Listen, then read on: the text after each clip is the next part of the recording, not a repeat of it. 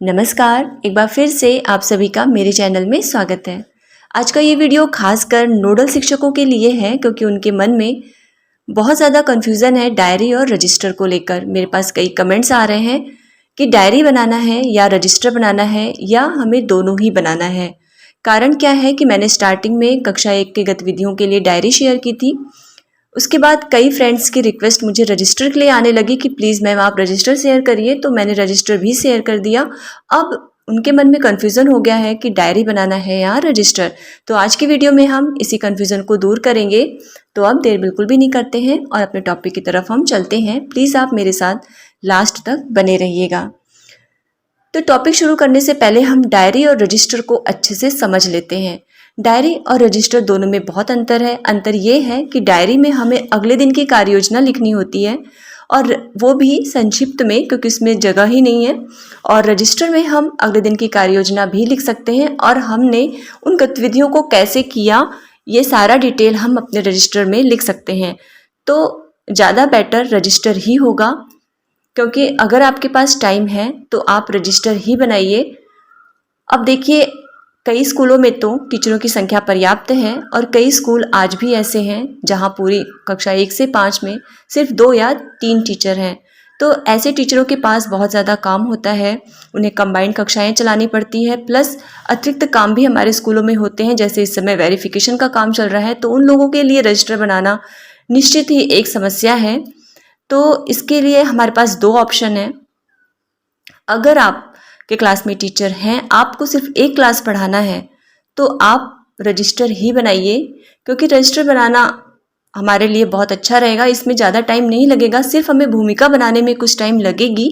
उसके बाद पूरे सप्ताह के रजिस्टर रिकॉर्ड में एक दिन शेयर कर दूंगी आपको। एक दिन बैठ करके पूरा, चाहे आप उसको डे वाइज लिख सकते हैं या फिर एक दिन बैठ के पूरे सप्ताह की गतिविधियों का विवरण आप लिख सकते हैं।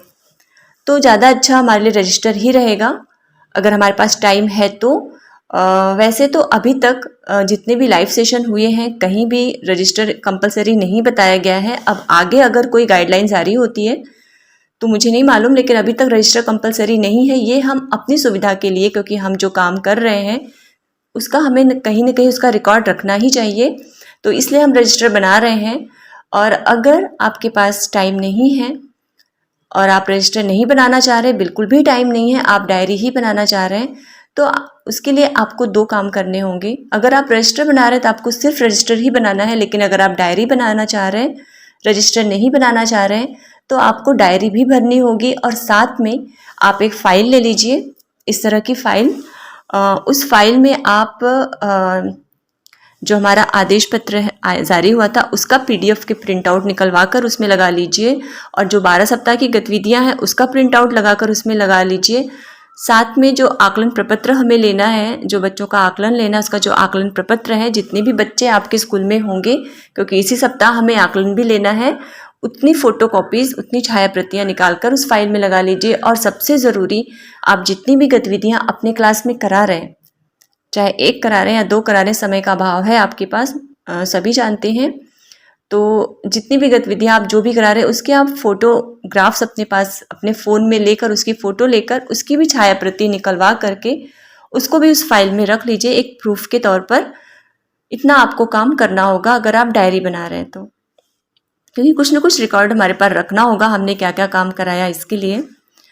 तो अब इन दोनों का अगर हम कंपेयर करें तो ज़्यादा बेटर मुझे रजिस्टर ही लग रहा है।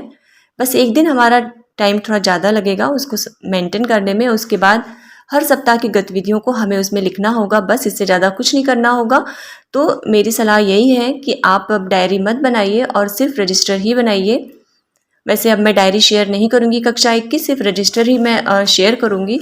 लेकिन फिर भी अगर आपको लगता है कि हम रजिस्टर नहीं बना पाएंगे, हम डायरी ही बना पाएंगे, तो आप मुझे कमेंट बॉक्स में ज़रूर बताइएगा, तो मैं आपके लिए डायरी ही शेयर कर दूंगी। लास्ट में मैं एक चीज़ और कहना चाहूँगी कि हम इसमें जितना भी पैसा व्यय करेंगे, क्योंकि हमें कुछ TLMs भी बनाने हैं, चाहे वो TLM हो या प्रिंट आउट निकलवाने में, जो कुछ भी हमारा खर्च होगा वो हमें हेडमास्टर के ज़रिए मिल जाएगा, ऐसा आदेश पत्र में लिखा हुआ है। तो इसलिए आप रिलैक्स रहिएगा। तो बस आज के वीडियो में इतना ही, मिलते हैं अगले वीडियो में, तब तक के लिए नमस्कार।